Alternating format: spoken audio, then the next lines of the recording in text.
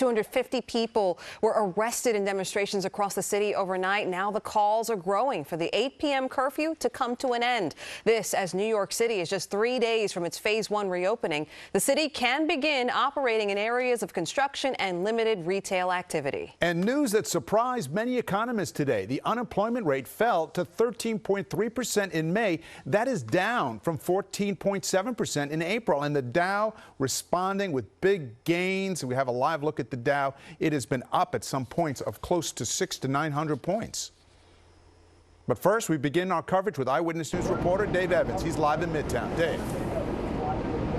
David, right now we are in front of the men's Nordstrom store here in Midtown. It is, of course, all boarded up for any possible looting tonight. But really, looting in New York City for the last couple of nights has not been a big problem at all. Still, the mayor is getting a lot of grief for how he is handling these protests and for his much earlier curfew the last couple of nights of 8 o'clock every single evening.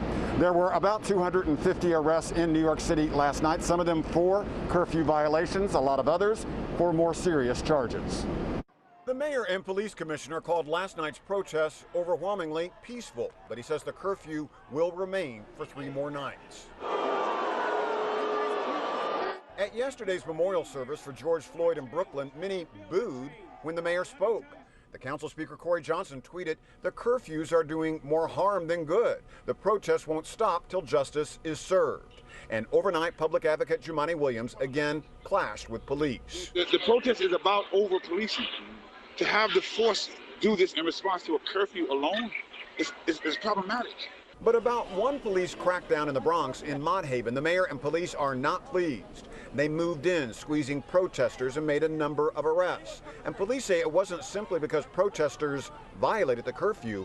Police claim they had intelligence that many protesters were intent on doing harm. This wasn't, again, about protest. This was about tearing down society. We had a firearm recovered, gasoline recovered. Last night at one protest, reporters were stopped from doing their job. Are you serious?